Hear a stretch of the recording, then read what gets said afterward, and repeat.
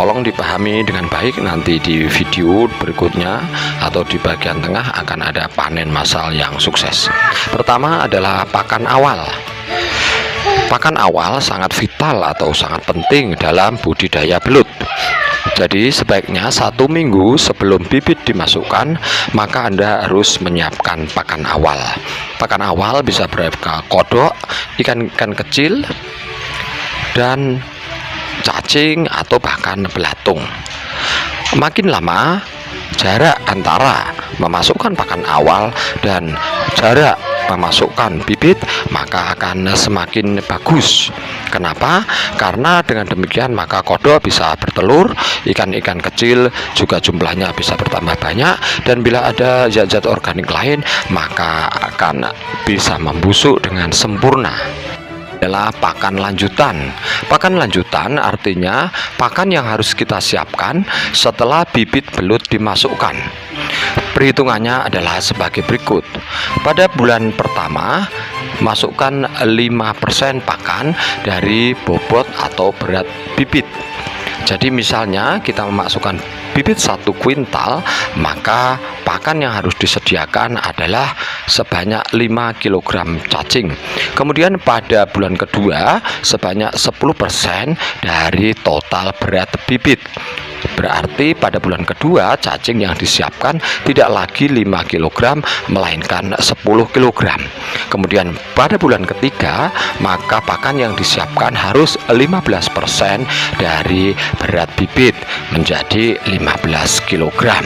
Kemudian pada bulan keempat berikanlah cacing secukupnya sesuai perkembangannya, tentu saja lebih besar dari yang tadi, atau bisa juga diganti dengan belatung dan pakan-pakan yang lain karena sudah besar, misalnya dengan kodok dewasa atau bangkai ayam yang sudah dibakar dulu. Apabila Anda bisa menyediakan belatung, maka pada bulan pertama sebaiknya berikan 5 liter belatung pada minggu pertama, 10 liter minggu kedua, 15 liter minggu ketiga, dan 20 liter pada minggu keempat. Berikutnya ada setidaknya 4 jenis kolam. Yang pertama adalah kolam sawah, yang kedua kolam permanen atau kolam tembok, yang ketiga kolam jaring, dan yang keempat adalah kolam terpal. Pada video ini panennya nanti kebanyakan adalah dalam kolam terpal atau kolam jaring. Kolam terpal dalam penjelasan nanti akan terbukti lebih murah dan memang cukup kondusif untuk kondisi dari belut tersebut. Namun perlu cara-cara yang harus dipatuhi. Kita mulai dengan kolam sawah. Kolam sawah tipe ini sangat sederhana dan tidak memerlukan pembuatan media yang macam-macam karena lokasinya sudah di sawah. Caranya gali tanah sedalam 30-40 cm, kemudian pasang jaring, lalu kembalikan atau masukkan tanah galian tadi, dan jaring yang sudah terpasang kemudian dilipat ke atas permukaan tanah supaya jaring tidak melorot atau tidak merojol atau tidak hilang. Kemudian tanami padi di atas media atau di atas jaring tersebut. Jadi sekali lagi, kolam sawah tidak memerlukan banyak hal karena sudah berada pada ekosistem yang tepat.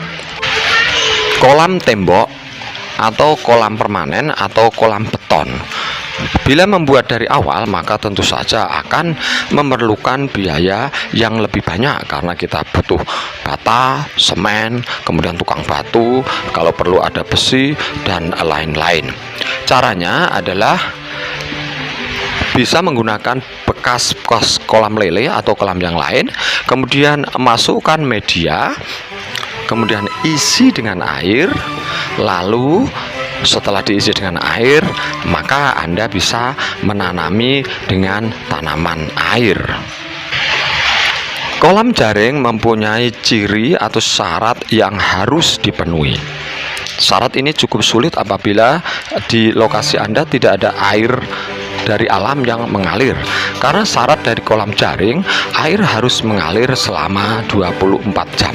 Caranya, gali tanah sedalam 50-70 cm, kemudian masukkan jaring, lipat jaring ke atas, kemudian jepit lipatan tersebut dengan bambu di atas permukaan air, lalu masukkan media.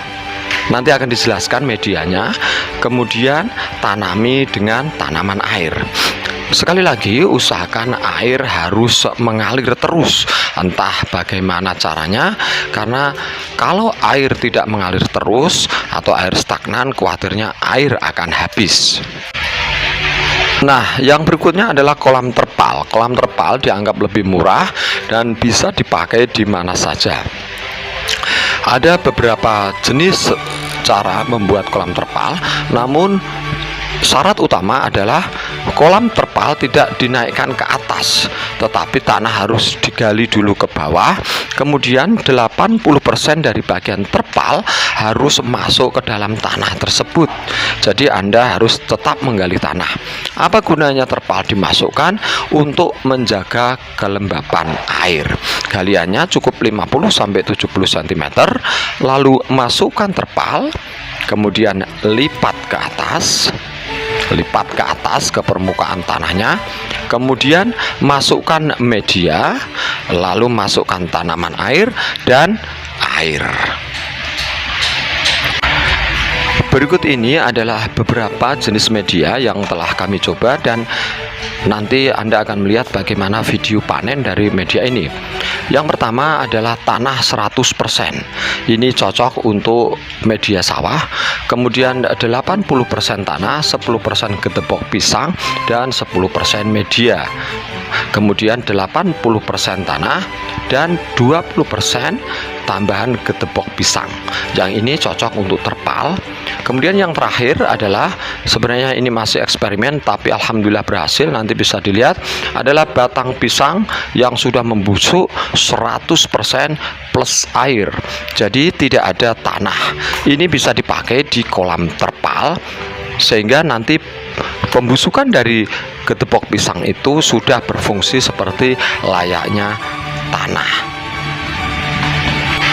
Lalu bagaimana dengan manajemen air? Usahakan air adalah air alam, bukan air pump yang ada kaporitnya. Kemudian usahakan air bisa mengalir terus. Ini bagus kalau lokasi Anda ada dataran tinggi, dataran rendah di daerah selatan Jawa misalnya. Kemudian kenapa air harus mengalir terus? Ini berfungsi untuk membuang tinja atau kotoran dari belut. Karena kotoran yang mengendap tidak bisa hilang, bisa meracuni belut tersebut. Jadi intinya harus ada air yang masuk dan ada air yang keluar. Kalaupun tidak bisa 24 jam, usahakan kalau siang saja ada air masuk keluar atau malam saja. Mohon bersabar, kita akan bahas dulu sedikit tentang tanaman air. Ada beberapa jenis tanaman air yang cocok, misalnya eceng gondok, kangkung, genjer, dan lain-lain. Dari pengalaman, maka yang paling bagus adalah enceng gondok. Kenapa enceng gondok bagus? Karena tanaman ini terbukti paling cepat tumbuh. Kemudian enceng gondok juga bisa menjaga pH air. pH air itu menjaga tidak terlalu asam atau tidak terlalu basa, sehingga cocok untuk kehidupan belut. Lalu enceng gondok juga terbukti bisa mendeteksi racun atau anti racun.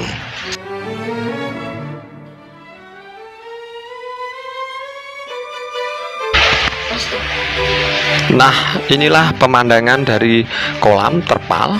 Yang Anda lihat adalah enceng gondok tinggi-tinggi ya. Enceng gondoknya begitu subur, tinggi, dan berwarna hijau segar.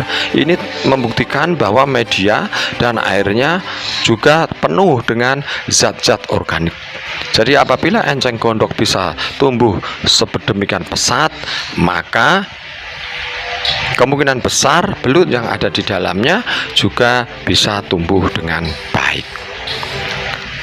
Beberapa orang sedang melakukan persiapan untuk melakukan panen massal, panen yang cukup sukses. Nanti Anda akan melihat bagaimana proses panen tersebut. Nah, kolam ini Anda lihat di bagian atas ada jaringnya. Sebenarnya kolam ini adalah kolam terpal dan hanya dengan getepok pisang dan enceng gondok. Di bagian-bagian bawah dari enceng gondok ini sudah bergelantungan beberapa belut-belut dewasa yang siap menunggu untuk dipanen. Silakan Anda lihat bagaimana proses panen ini. Ikuti terus video ini sampai selesai, berapa nanti perhitungan bibit dan juga hasil panen, apakah ada berbanding 5 kali, 6 kali atau 7 kali lipat, dan berapa besar belut-belut yang dihasilkan. Ikuti terus video ini sampai selesai.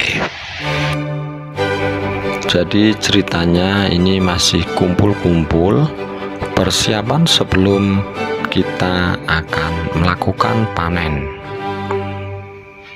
Sekali lagi, kolam ini adalah kolam terpal dan bisa dikatakan tanpa tanah atau 100% menggunakan getepok pisang yang sudah dibusukkan atau difermentasi dan dipotong kecil-kecil. Banyak teman-teman yang antusias ingin menyaksikan seberapa besar hasil dari panen ini nanti. Jadi ada tua, muda. Nah, ini enceng gondoknya sangat lebat, sangat padat, dan di bawah ini ada banyak sekali belut-belut yang siap untuk diambil. Harus sedikit bersabar, insya Allah nanti Anda akan menyaksikan benar-benar panen. Pakan dari belut sendiri bermacam-macam, ada yuyu, jenis keong, kemudian ikan-ikan kecil, kemudian cacing, kemudian ada juga misalnya belatung. Kita akan segera panen. Jaring sudah dibuka. Tampak antusias. Kemudian enceng gondok diangkat sedikit demi sedikit. Lihat betapa lebatnya, tumbuh subur.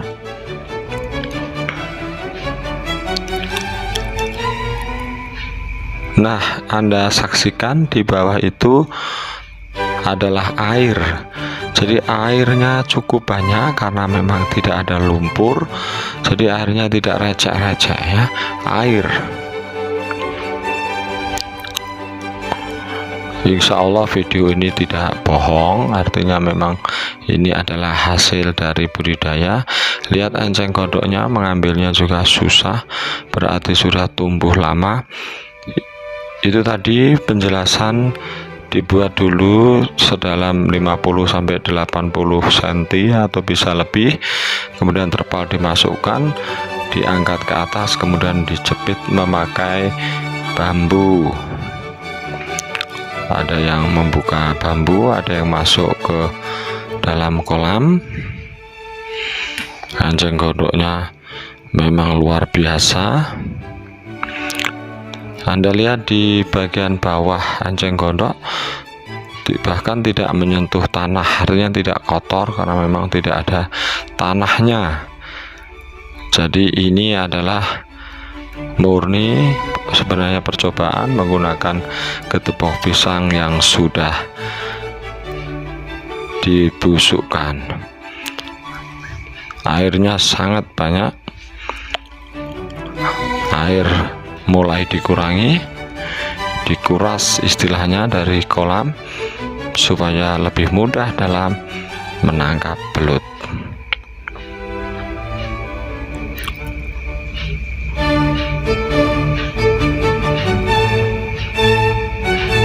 Cukup bersih.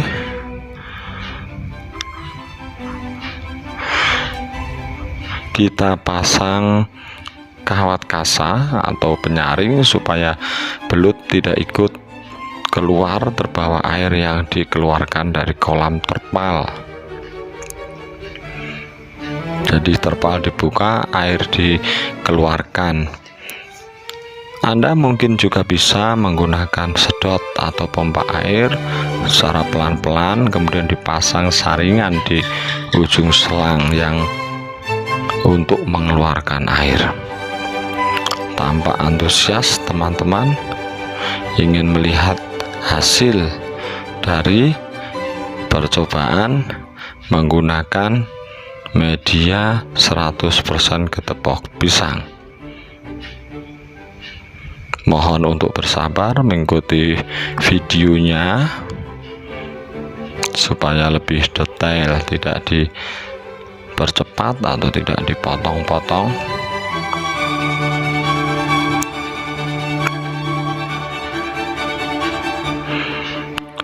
Jadi air hampir atau bahkan memang selutut ya, selutut orang dewasa.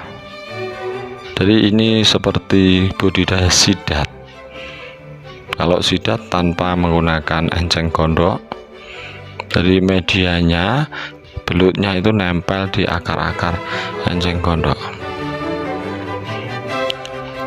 Masih dikuras airnya.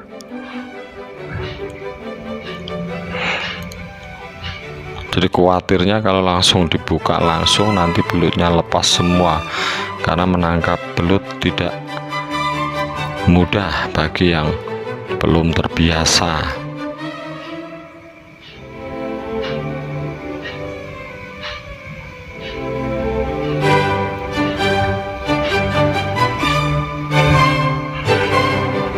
Air juga tidak terlalu bening karena sudah diupek-upek, dan memang karena dipengaruhi oleh warna dari ketepok pisang yang dicacah yang sudah busuk.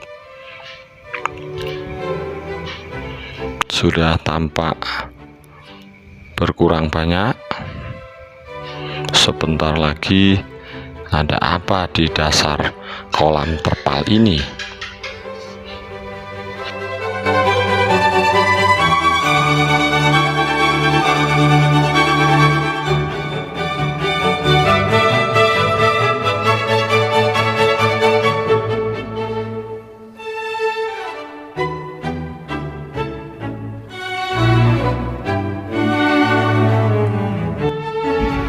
Anda bisa saksikan sendiri, airnya memang sangat banyak. Jadi jangan khawatir, Anda bisa ikut mencobanya. Sebelumnya penuh dengan enceng gondok sehingga belut tetap berlindung dan berkembang biak di bawah enceng gondok atau di akar enceng gondok. Sudah mulai ada yang melakukan penangkapan di ujung-ujung terpal, sudah mulai terlihat dasar terpal di pojok-pojok.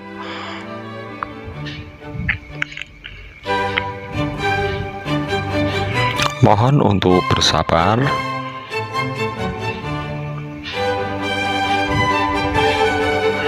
Nah, Anda bisa saksikan ini sama dengan selang ya, atau pralon ukuran 3/4 inch itu. Anda bisa saksikan susah menangkapnya, belutnya bersih, segar ya. Jadi tidak ada rekayasa dalam video ini. Insya Allah di bagian pojok sudah mulai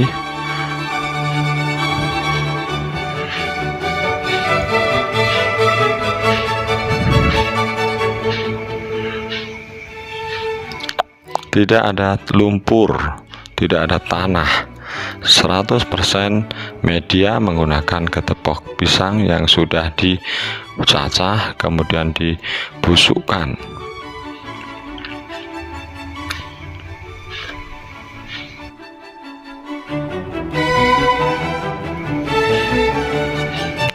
Kita lihat ini hasil belut. Ups, hasilnya belut panjang ya, bukan udet kalau di istilah Jawa Tengah. Jadi benar-benar belut. Banyak sekali hasil yang didapatkan pada panen ini.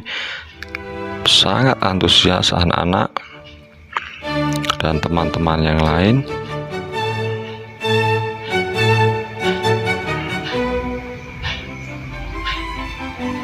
Jadi di ember-ember itu penuh dengan belut dan sudah beberapa kali diangkat atau dituang, diganti. Ini tinggal sisa-sisanya.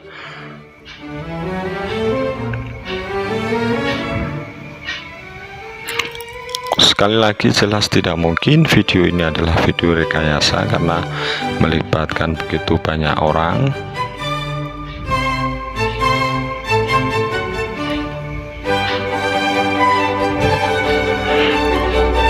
Anda bisa lihat hasil yang didapat, dan Anda bisa lihat tidak ada lumpur. Itu warnanya bukan tanah ya, itu adalah getepok pisang yang busuk. Beberapa belut ada yang terjerat semacam benang dari getepok pisang tersebut atau seratnya, karena ada beberapa bagian yang kurang kecil dalam melakukan pencacahan getepok. Jadi pastikan mencacahnya betul-betul pendek-pendek, sekitar 2 cm kalau bisa. Kemudian sebelum bibit dimasukkan, nah ini hasilnya cukup besar, kira-kira sebegitu semua. Jadi ternyata bisa di kolam yang hanya menggunakan media 100% getepok pisang.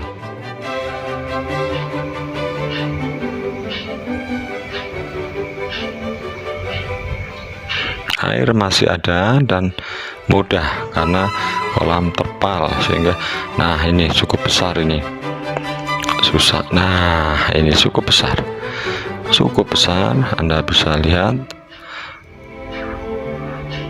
karena masih ada airnya, jadi susah menangkap dan memang diusahakan tidak dipatahkan, istilahnya tidak dilukai biar segar.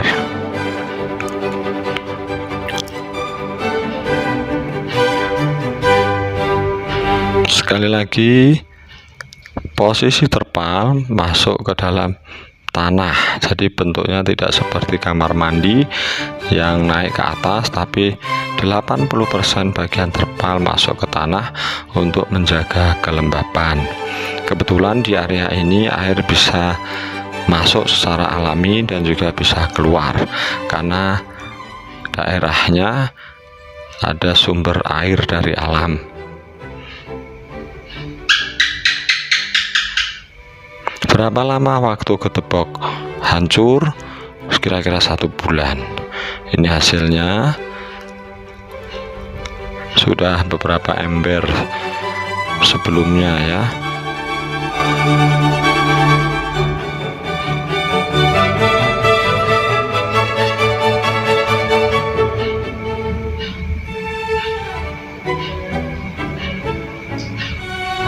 Masih berlangsung.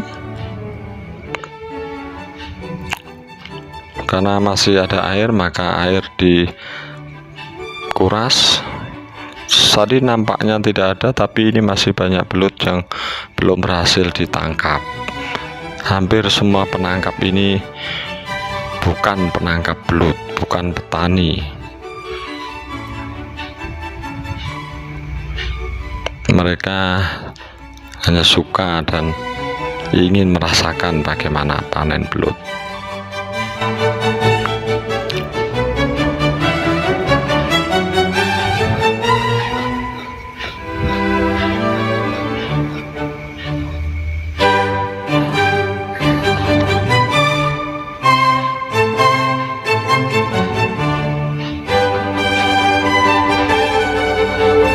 Masih banyak, ada yang kecil. Kalau ini tinggal yang ukuran sedang dan kecil, karena yang besar-besar sudah tertangkap lebih dahulu.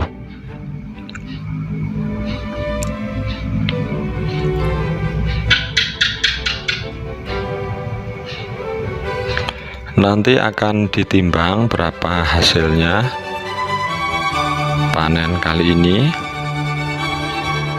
dan jumlahnya nanti insya Allah akan terlihat berapa gambaran belut.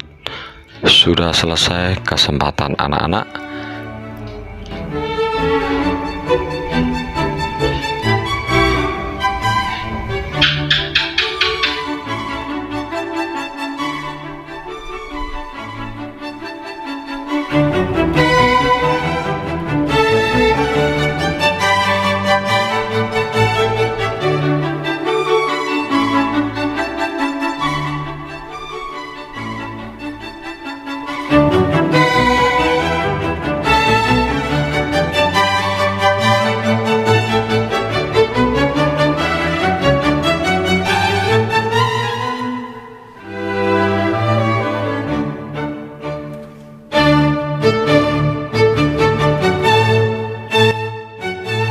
Oh, ternyata masih ada.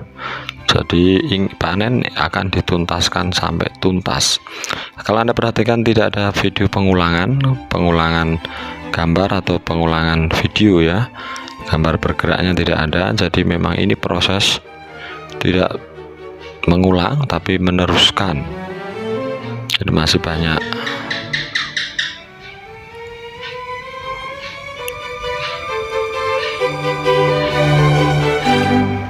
Tidak ada lumpur, jadi itu adalah pembusukan dari ketepok pisang.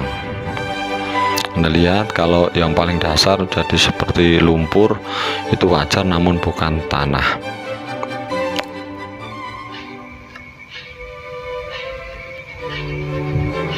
Masih rapi, terpal di sisi-sisinya. Dan terpal kalau terendam air tidak, justru malah awet. Kalau kena panas kemudian air, nah itu mudah sobek. Kalau ini malah awet kalau terendam terus dan tampak baru. Di pojok-pojok, di lipatan-lipatan terpal biasanya belutnya bersembunyi di situ.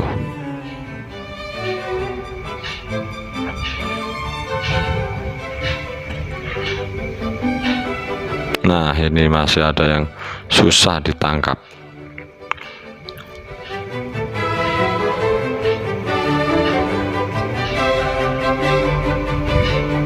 Jadi masih lumayan. Anda lihat antusias teman-teman juga masih.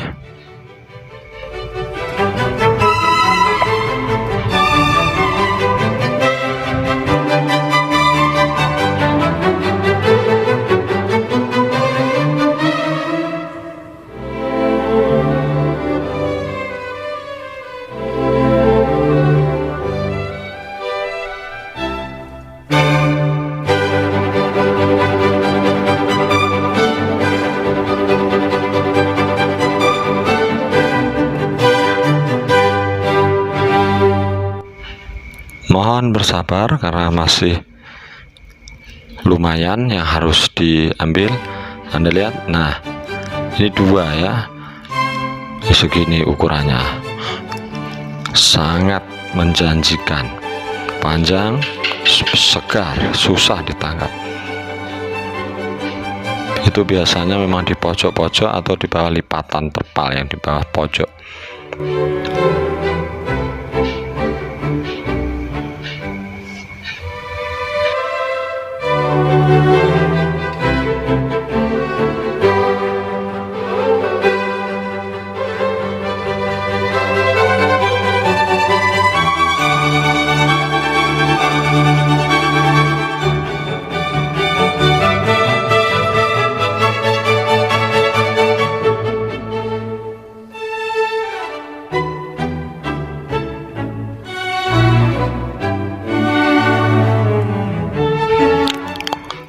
Kita lihat yang dilakukan teman satu ini. Nah, ini bukan rekayasa, menangkapnya memang susah. Biar di shoot close gitu, tapi susah karena belut. Nah, belutnya betul-betul sehat. Lumayan besar tadi ya.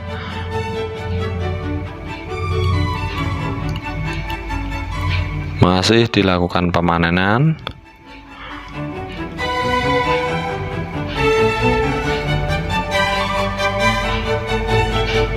Nampaknya sudah sebentar lagi akan berakhir. Nah, masih ada juga. Nah, inilah hasil. Ini ukurannya, semuanya masih segar, sehat-sehat dan bersih.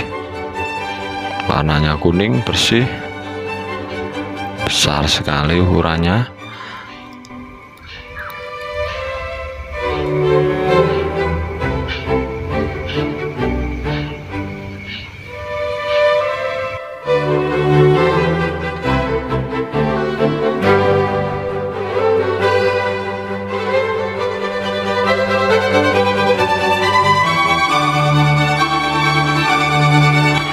Mohon diperhatikan telapak kaki ya, hanya sampai mata kaki kira-kira.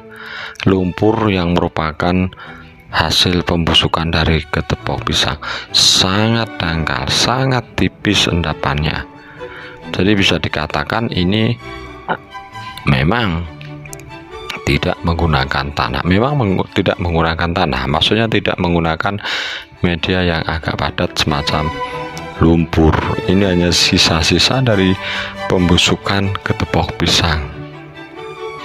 Anda bisa mencoba jadi air ketepok pisang, dan yang penting tadi enceng gondoknya banyak sejak awal dipasang di situ, dan air mengalir. Kalau ini 24 jam, air asli ya, air dari alam 24 jam mengalir dengan sendirinya.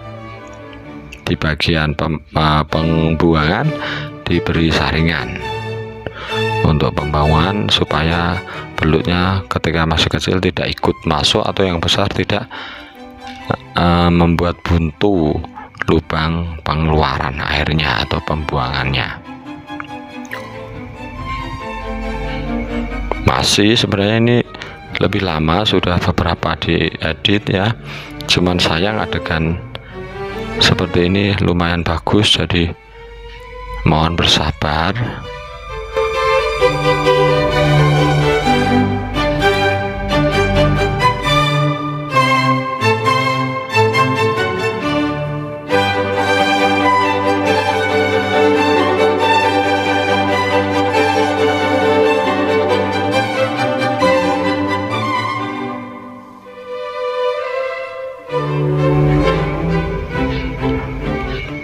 Nah, ini dia hasilnya.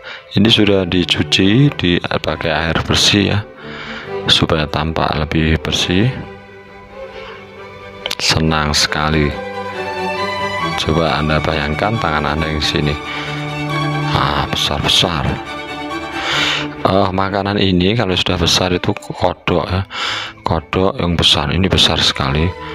Jadi dari para petani atau penangkap kodok sudah menyetorkan kodok ke sini. Kadang kodok itu mati atau hidup, kemudian tinggal diikat begitu saja terus dimakan belut. Sementara teman yang lain masih meneruskan pemanenannya.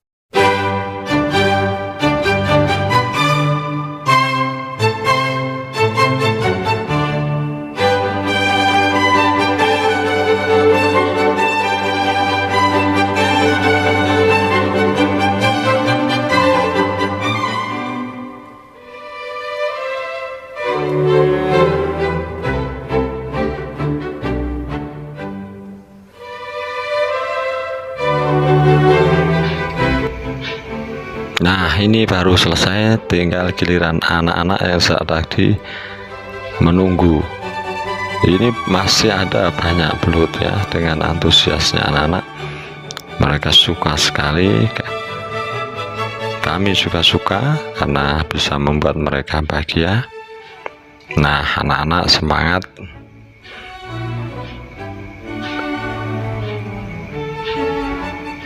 Masih ada beberapa, nah ini hasilnya. Nah, ini dari panen tadi ya.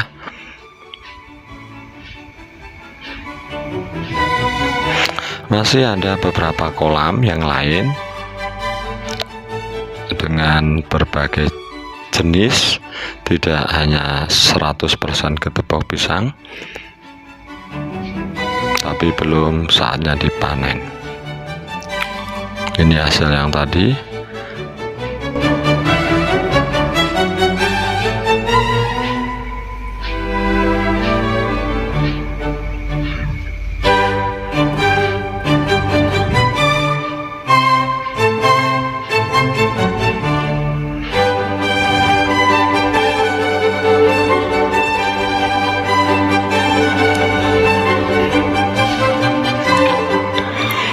Dibersihkan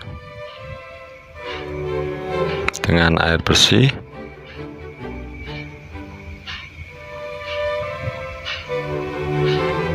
Tampak kuning dan bersih, sehat, tapi ukurannya lumayan. Ini sudah ukuran dijual.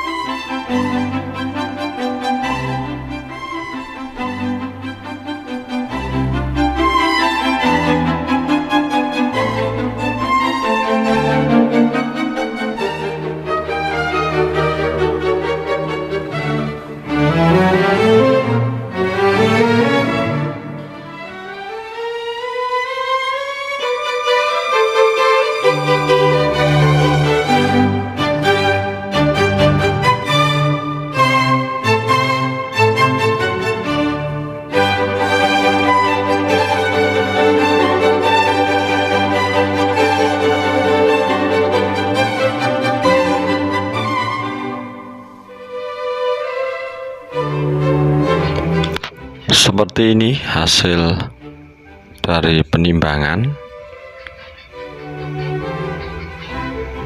Anda bisa baca sendiri berapa hasil dan berapa bibit yang ditabur.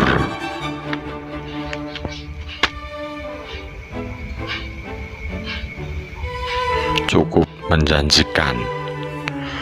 Dan persediaan belut untuk ekspor memang masih sangat kurang, sehingga berapapun belut jika kita punya akan bisa diekspor semuanya. Jadi pangsa pasar ekspor belut masih sangat banyak.